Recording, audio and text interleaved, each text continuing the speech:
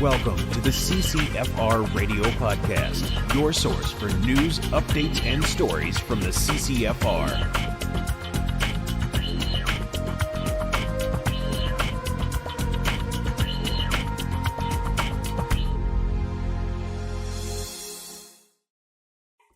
Hey everybody, welcome to episode 104 of the CCFR Radio Podcast. I'm your host, Rod Giltaka. Thanks for joining me again.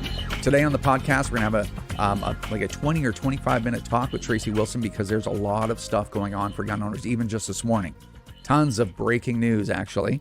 And I've got some other things to say in the intro, so I'll try to keep that short. As I always say every time, it's never short, but I keep saying it for some reason. But first, I'd like to thank our sponsors, Vortex, the Force of Optics. Thanks to everyone over at Vortex Canada for continuing to support the podcast. We really appreciate it. Check them out at vortexcanada.net. That's vortexcanada.net. And to our great friends over at Safari Club International, the Saskatchewan Rivers chapter. We really appreciate their support of the podcast. You can check out all their great work at saskriverssci.com. That's saskriverssci.com. All right. So, like I said, I'm going to try to keep this short. First thing I want to talk about real quick is the comments, right? Like I really want to start addressing comments because there's so much, you can get to know us so much better by me answering your questions directly. But because when I answer somebody's question, I don't like to here's a little talking point on that question and that's what you get. Like some of these require a lot of talking and it's just going to make the podcast too long. And I think a lot of people will be like, well, if I want answers to those questions, make a different video. So that's what I decided to do because I really want to do it. So I think what I'm going to do, at least once, is make a video and I'll call it CCFR Q&A, episode 1, November 25th, 2021. And that way I can talk for as long as I want about these things and you can listen for as long as you want or just turn it off. It doesn't affect the podcast. So is that going to work? I don't know. Because I want to start this talking about comments thing, and apparently it's not working. So this is everything takes so long to explain. So look forward to that. I'm going to see if I can get maybe one of those done tomorrow. We'll see. And next thing is an update to the Mass Casualty Committee. So someone in the closed CCFR group had asked, hey, are we still part of the Mass Casualty Committee? And is there an update about that? And it's like, yeah, what, come to think of it, it's been a long time since I updated anybody on that. So here's the update. I was kind of out of the loop at the committee. I talked to them in advance and let them know what my situation was, but I was in cancer treatment. I sort of still am. I'm recovering from radiation, obviously. And I was going to be out of the loop for 3 or 4 months. They were fine with that because participants really weren't playing a meaningful role in the committee up till now. So the committee's been going for, what is it, about 8 months, right? And people are like, what's taking so long? So this is what I wanted to explain. And I wouldn't know why it takes so long to get to the bottom of these types of things either until you're actually part of a process like that. And then you start to understand why these things take the time that they do. So basically, here's what's gone on. The thing happened in Nova Scotia.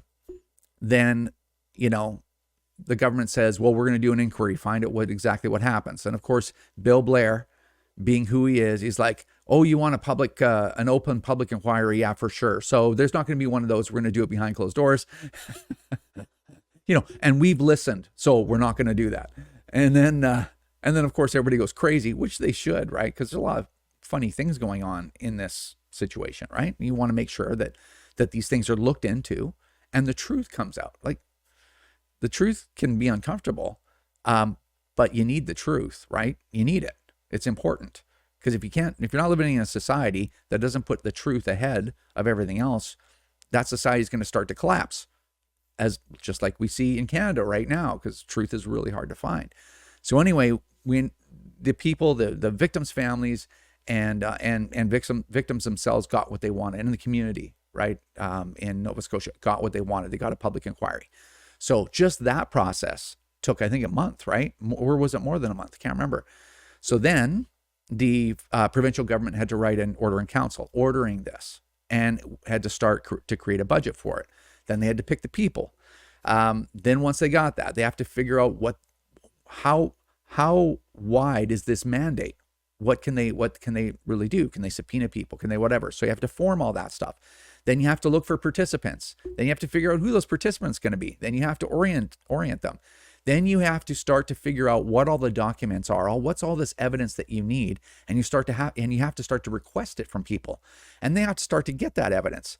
So where we are today is all of these documents have been coming in, and so when these documents come in, we have to figure out what we're asking for. Then they get what they're asking for, and then those documents have to be digitized, including character recognition, so that it's indexable and it's searchable.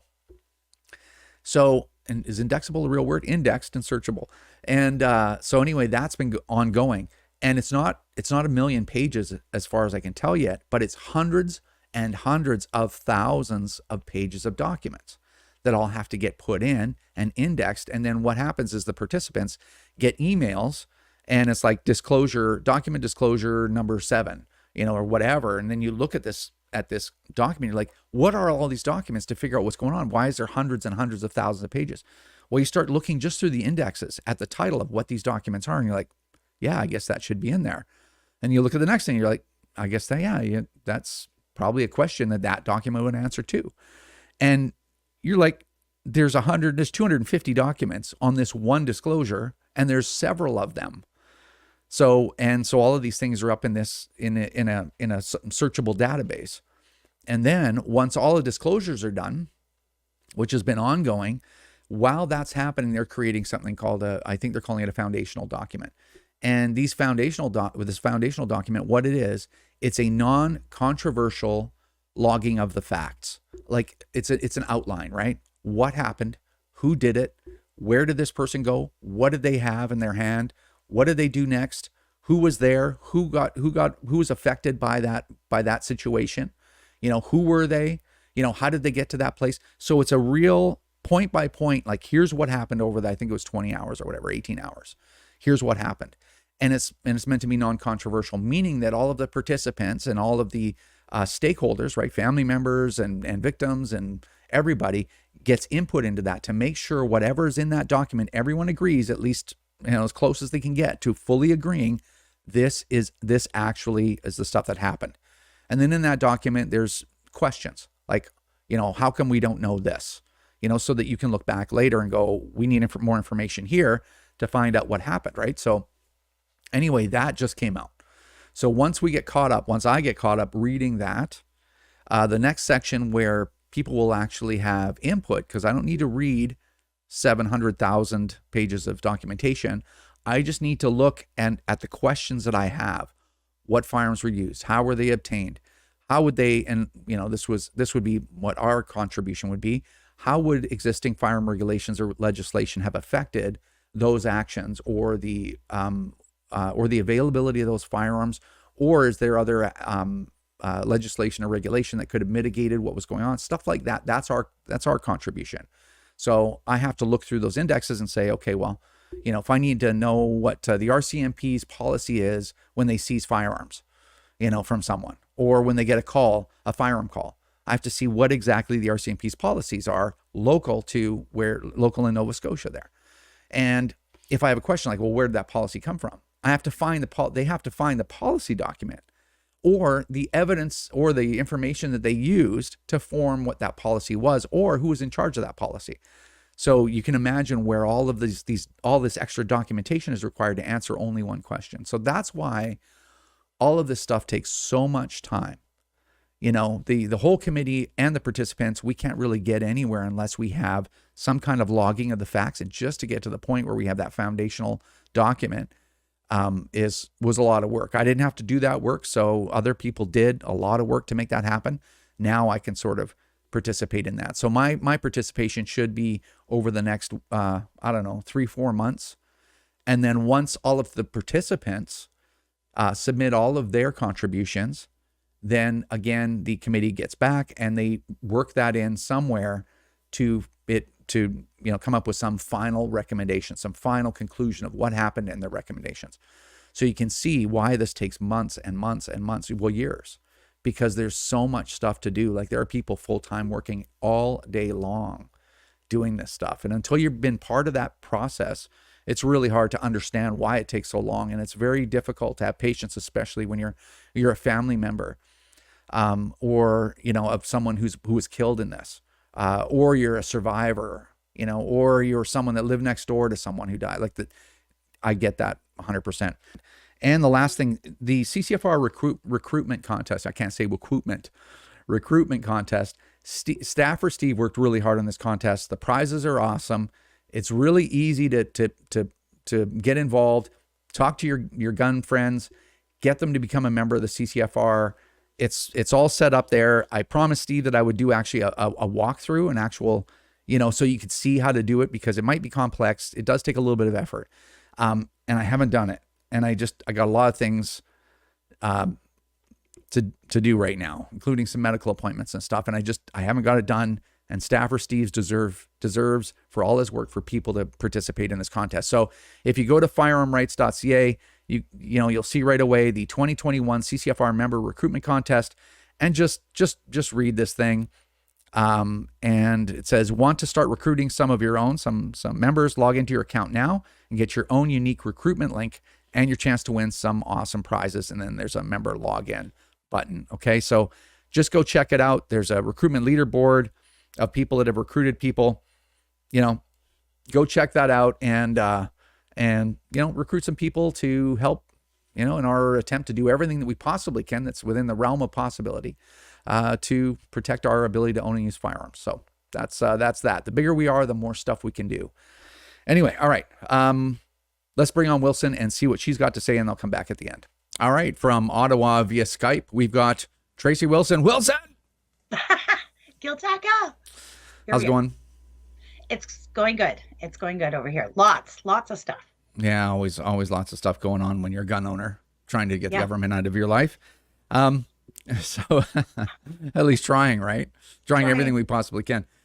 Okay, so the first thing we want to chat about is the throne speech. You watched the whole thing, I presume? Of course, and then I rewatched it about 3 times because I'm obsessed with politics and I need to know everything that everybody says. There was basically, as far as guns go, they reiterated their promise to implement the gun ban buyback, and of course make it mandatory. So that promise was reiterated, as well as sort of a bit of a tweak on the original promise to allow municipalities to ban handguns within their jurisdictions. They've sort of evolved in their language around that, and now what they're saying is they'll allow provinces to do it, which of course brings in a new dimension, because you've got some provinces like Quebec where you've got, the big city mayors and the premier of the province demanding gun bans. Of course, they would prefer a national ban, but they'd be happy to do it provincially as well. But then you've got other provinces like out west, Alberta and Saskatchewan, who have already put stopgap measures in place in the form of legislation to prevent municipalities from banning. So once again, a perfect example of Justin Trudeau and his cabinet finding ways to make sure they can really, really drive a wedge in between Canadians and keep us divided.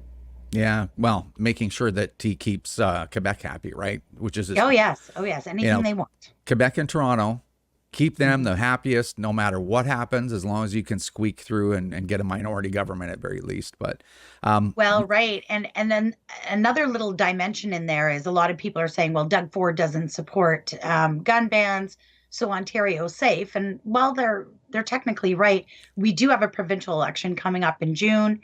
There's a lot of vitriol and stuff thrown at Doug Ford and Jason Kenney in Alberta as well. So we'll see if they're able to hang on to government. But I don't think anybody in any province should sit back and feel comfortable about this, because we are all in their sights for sure. Yeah. And the tweak in that language is important, certainly. It's good and bad for us, right? Like it's good for us because we don't have to fight municipality to municipality to try to drive this back times 3,200 municipalities in Canada or whatever it was. Right. And it's bad because you lose one province, everybody's in trouble. Everybody's in trouble. And so I don't know. They're such a mess. They're such a mess. But we'll go ahead. Sorry. Yeah. And there was like nothing new in the throne speech. This pandemic election that was so important that they had to call it when they did. you would think he'd have something credible in there about combating crime, but absolutely nothing. It was just a repeat of election promises. Honestly, it was the most boring throne speech I've ever heard, and it just nothing new. It's just a regurgitated promises once again. Well, when you have lefties on Twitter going, "Oh my God, Mary, what's her name? Mary what?" I'm not sure. Stop. I got you. I'm like, oh, I should probably know that. Tracey will know it. Anyway, I don't know. Anyway, the governor general, I went on Twitter and they're like, "Oh my God, she's got purple hair." I'm like, Oh yeah, they loved it. Mhm. oh. This Anyway, is where we're in a weird time where we're not being governed by the most competent, able people. That's not how we judge people. We judge them on ticking boxes and what's cool and what's funky and trendy, and that's why we're in the mess we're in. well, So I think it's that's the nicest way to put it. I think it's a lot worse than that, but anyway, yeah. so the next thing we need to chat about is Legault and Plant want to. They're screaming for a gun ban in Montreal, at very Yeah. least, because of criminal shootings, gangs shooting each other in the streets. And I guess a 16-year-old died. I don't know the story. I've heard of it, but I didn't look into the details. But kids are getting. It's not the first child to get caught in crossfire, if that's indeed what it was. And now they think the best thing to do is to go to the IPSC shooters and take their Right. handguns away. Well, this is like the level of incompetence is almost unbearable. I'm a mom, you're a parent too. I'm a grandma, and I think about, what it would be like if my child or my grandson was somehow caught in the crossfire of gang violence spilling out into the streets of my city. And then I turn to my politicians, tears streaming down my face, my life completely ripped apart. And their solution is, hey, I know. Why don't we target those people that didn't do it? Why don't we do that? And I just think what a complete slap in the face and injustice to the victims, to their families, and to Canadians in general. Like, it makes me wonder exactly how stupid they think Canadians are. I've got a little more faith in people that I really don't think we're that stupid. I I hope. I don't know. Is it wrong for me to disagree with you? I think there are a No. lot of Canadians that have such soft boiled minds that they allow politicians like your Bill Blairs, like your Justin Trudeau's, and everybody else there, your Chrystia Freelands. These people are they gaslight Canadians all day long. It's one All day. long gaslighting session. And unfortunately, I've thrown this number out 100 times, right? But I think 40% of the population is very susceptible to gaslighting like that, and they'll believe anything. And Yeah. it's funny, and then it's funny because when I say things like that, I remember our opposition going, "Oh, Rod and Tracey are gaslighting." It's like, wait a second. It's gaslighting if what they're saying is false. And I've said it a million times. Like, I'll challenge anybody to a debate, anybody in the country.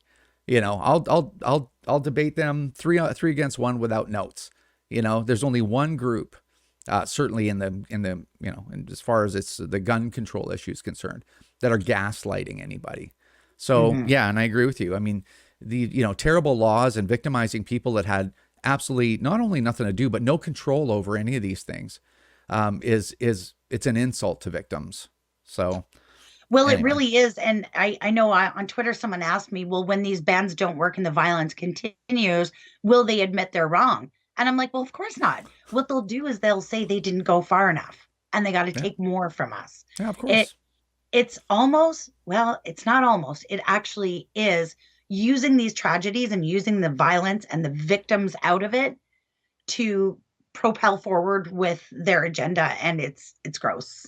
It's gross. Yeah. Well, it's really not about crime. Now, interestingly enough, I did an interview today on the Dan McDonald show, which is in Windsor, It was Ontario. great. It was a Thanks. great interview, and I've shared the link all over social media. Oh, okay, cool. It was recorded? Yes, Steve recorded it. Oh, neat. Staffer Steve. So anyway, we were talking about this provincial handgun ban. Of course, all the usual questions pop up, like, do you think this will do anything to stop these criminal shootings? And of course, I'm like, no, it's 180 degrees in the wrong direction. And the proof is what is the mechanism that they're using to implement a handgun ban? Like, how do you implement a handgun ban when provincial and municipal governments don't have jurisdiction? Like, they have jurisdiction over firearms where they can be discharged, but they don't have jurisdiction over possession or storage or any of these federal responsibilities. And they're saying that if there's handguns are banned in a certain jurisdiction, whether it's a province or a municipality, that the federal government will support that by the firearms program not issuing a license to that person. And I'm like, so what you're telling me is that in downtown Toronto, you have people shooting each other with illegally imported, smuggled handguns. Even if they're stolen handguns, it doesn't matter. These are not licensed gun owners. And just because they victimized a gun owner doesn't mean gun owners are responsible for that crime. But nonetheless, it's 80% smuggled handguns. And your answer is some guy that owns a handgun legally that goes to a shooting club or whatever, IPSC shooter or IDPA or whatever, he has to move out of Ontario or give up his guns. Like, it's madness. It's lunacy. It is madness. It is. It's pure malevolent madness. I can't even come up with enough words to describe it. So it's just insane. And why anybody would believe any of these people is beyond me. They are just the most prolific, insidious liars ever. And what do? They want to make sure that they minimize the opposition. So we get censored on social media.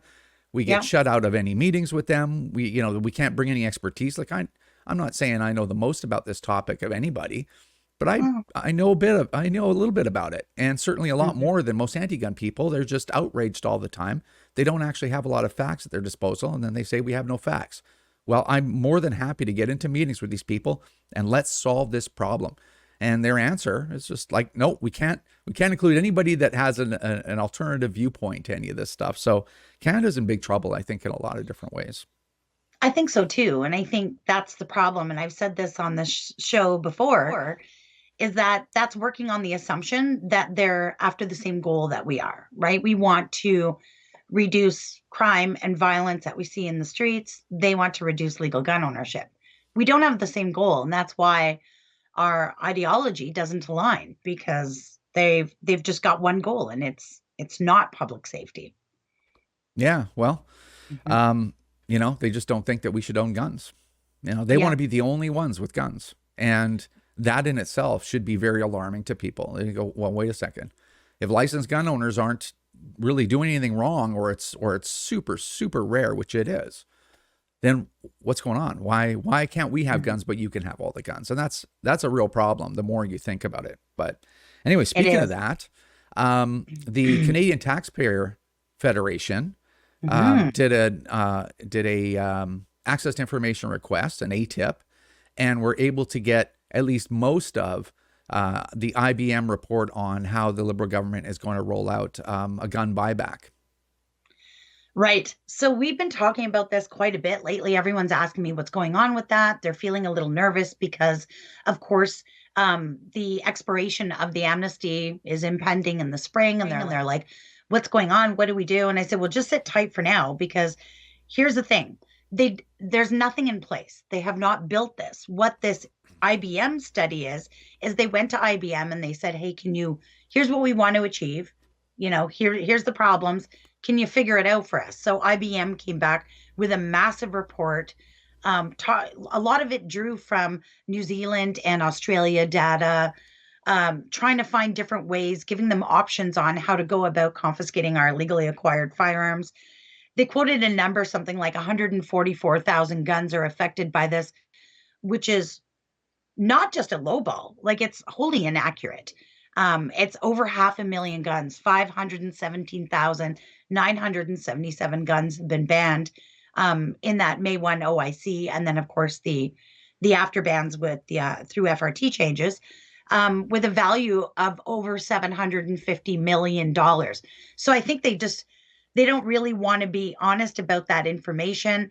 in the report, I've been skimming through it all day, and of course I've just been sticking it out there to everybody that wants to read it, because the more eyes on it, the more we catch, right? But they're relying on old 2012 registry data. Now, of course, the long gun registry is supposedly deleted, whatever, that's debatable. Maybe they're just working off the final numbers from the last registry. But to try and apply those numbers to 2021 with the increase in gun ownership and everything else, they're literally guessing. They don't have a clue what they're doing. This program, and just reading through what IBM says is going to take to get this done is going to take years. So there's no hope that this will be done by the end of the amnesty. So I would expect it to be extended. But yeah, just crazy. I don't know. Yeah. I think about, when you think about $750 million just in the value of the guns, which doesn't, of course, account for any of the administrative or framework costs of trying to round up 500,000 guns from across the country. Like, we're talking secure storage facilities, secure transport, armed guards, 24-hour guards, like appraisers. Like, we're a massive country, right? Software infrastructure to track all this stuff. They talked about that in there. I just skimmed it. I didn't read every page. But yeah, the project is almost too monstrous to even be possible. Like, I don't even understand how they're going to get this built. I think it's going to take years to build it. And of course, billions of dollars. Like, this is going to blow the boondoggle of the long gun registry right out of the water. And then I think when people say, well, why don't you think they want to do a national handgun ban? I'm like, well, because they don't want the responsibility of having to follow through with it, right? And these are measures that only affect legal gun owners. Gangbangers and bad guys are literally exempt from it. Spending this amount of money, like, I just think, couldn't those resources be better allocated to programs like the 1x1 movement, increased law enforcement, more resources for at-risk youth initiatives, technology at the border to help stop the smuggling of firearms? Like, there's a lot we could do with billions of dollars rather than chase around gun owners. It's like, is this punishment because we didn't vote for you? Like, well, of course it is. It's all dividing Canadians into groups, villainizing that group, getting Canadians overwhelmingly to hate that group so that they cheerlead people like all the people we see on Twitter, sit there and cheerlead while the government puts a boot on the throat of a group that they don't agree with. You see it in vaccines, you see it in guns, you see it in fiscal policy. If you're a fiscal conservative, apparently you're akin to Satan himself. Like, it just, every single way that the Liberals can divide Canadians and make everyone hate that group so they can literally do anything to them. There's 18% of Canadians voted for the Liberal Party after everything that they've done to Canada since 2015.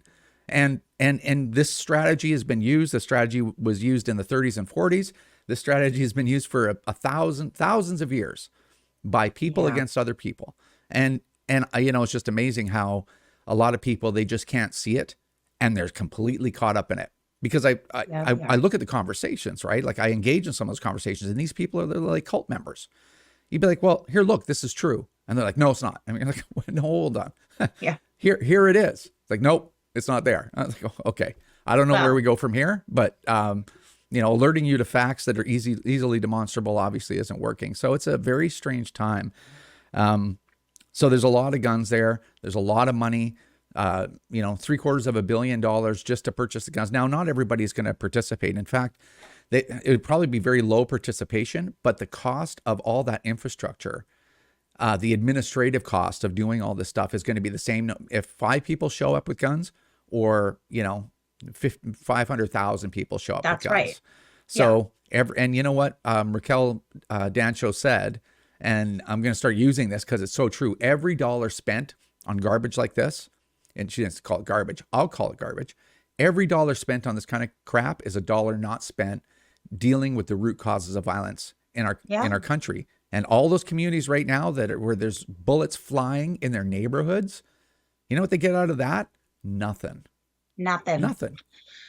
No. So anyway, people don't think things through to their conclusion, including people that vote for Liberals, right? The Liberal Party of Canada. You haven't thought it through to its conclusion, what these people are doing to you. So anyway, yeah, it's really terrible. The good news, I guess, is going to take a while to implement this. When I say a while, I don't know. It's a huge project. Yeah, yeah. And then they have to reintroduce legislation, which will probably be worse than the last legislation. So at least we've got some time. I have to think through very carefully any comments that I would make about that. I'll give you an example. I'm not saying this, but I could see myself saying it after I've thought it through, that if there was any time that you would want to pick up non-restricted firearms, probably now would be a good time to do that. Mm-hmm. I know. Mm-hmm. Anyway, so that's, and the other thing I was like, there's one more thing I was thinking about. The other thing I was thinking about is what's interesting is in this ATIPT plan, there's a lot of redacted pages and parts of this. I'm like, out of a gun buyback plan, what exactly do you need to redact out of there that's so sensitive and so secret that you can't let people know about it? I'm really curious. Yeah. Well, this coming from the government, who had information about why they even did this gun ban to begin with, that was so secret and so sensitive that they couldn't trust it with the Associate Chief Justice of the Federal Court of Canada. Yeah. So, of course. Yeah. Yeah. So, us plebs, well, we're not entitled to any information at all. Just shut up and pay your taxes. Yeah. And give me whatever property you own when I say, and for whatever reason I say, you just give it up. That's right. Or you're an enemy to Canada, and, we'll savage you on television and social media. Yeah. So anyway, and then they criticize us for savaging them. Anyway. Well, and then they call us extremists. Yeah, exactly. I would never think of treating people or my co-Canadians the way they treat them. So we are not the extremists. Yeah. I think so many people forget. I haven't taken a thing from the government. I haven't taken a thing away from any other Canadian. When they're like, "Oh, you're playing yourself off as a victim," I'm like, "Yeah, actually." Yeah. That's right. I'm the one that's having my stuff taken for actions of unlicensed criminals that are shooting each other in downtown Toronto. Here in Chilliwack, I'm getting my stuff taken away from me and getting called a racist. So, and for no reason yet. I haven't found any reasons, but apparently we are racist. But anyway, last thing. Let's talk about something positive, which is the Gunny Girl calendar is done. Oh, dude, what a job. Like, I feel, I guess for everybody else just waiting. I mean, Kelly's been really great at sharing all these sort of promotional posts, doing a little, the countdown is on type thing. But for us on the inside of this project, we've been working on it for months. So finally the day is here. When we get off of this, I'm going to get in the car and go pick them up. So they are ready. And of course, as you remember, this is a very special calendar. We used your idea of having an inserted poster. So you get a bonus poster. It's double-sided. It's got lovely ladies on one side, kind of a cool CCFR promotional poster on the other side. It was my idea. Your idea. That was Rod thing. So this is great. So of course there's a little bit of stuff I got to do. The calendars and the posters are printed separately. I got to, engage my children in some child labor, and I'm going to stuff those calendars with the posters. We're going to apply the registration stickers on the back. Once registration doesn't lead to confiscation. I always say that in the video because it's so fun. But yeah, we're going to get those up in the store for Monday. Now, everybody has been bombarding us. They're so excited to see the finished project. And of course, these are a limited item. There's only 2,500 printed, which is considerably more than last year, but we sold out in less than 2 weeks last year. So I don't know, get them while you can. But if you live in any of these areas that I'm going to mention, you may want to hold off getting them online because you might be able to get them in person. We're going to do some calendar signings. So we're going to get some of these calendar girls together, which is really fun. We're going to go to some retailers. We're going to have calendars on site that you can buy and then have the girls sign them, take some pictures. It's kind of nice just to get out and see each other. Things have been so weird the last 2 years. So we make little events out of it. But Saturday, December 4th, we will be at SFRC Ammo Source near Kingston. December 11th, we'll be at Select Shooting Supplies and Bullseye North. I'm going to try my best to get to those myself as well. And then also on December 11th, for the people out west, we're looking at having calendar signings at Calgary Shooting Center and the Shooting Edge, both great supporters of the CCFR Women's Program. For more information on all of that, make sure you're following my social media, the CCFR social media. All that stuff will go out on the social channels. But yeah, you will be able to get your hands on these calendars in time for Christmas, which is great. So good job to everybody.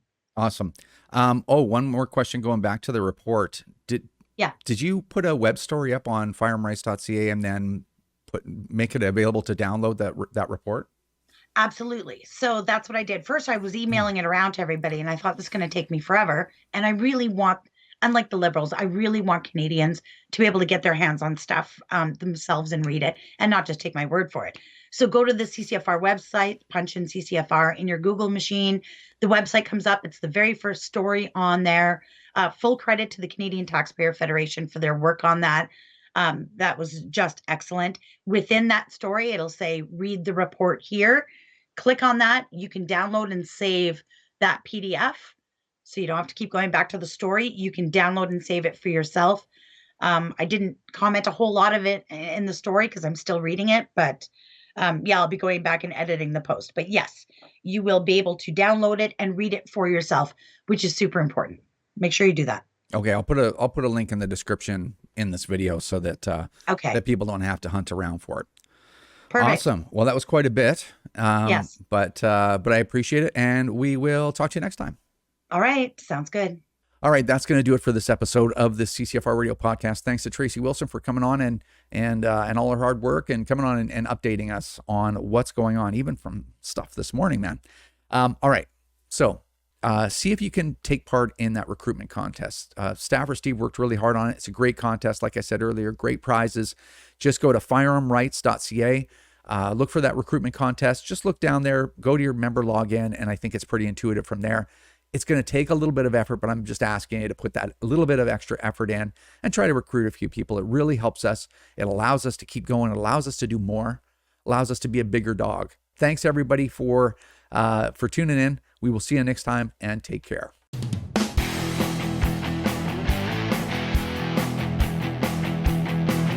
This is another episode of the CCFR Radio Podcast. Remember, if you don't stand up for your own ability to own and use firearms, who will?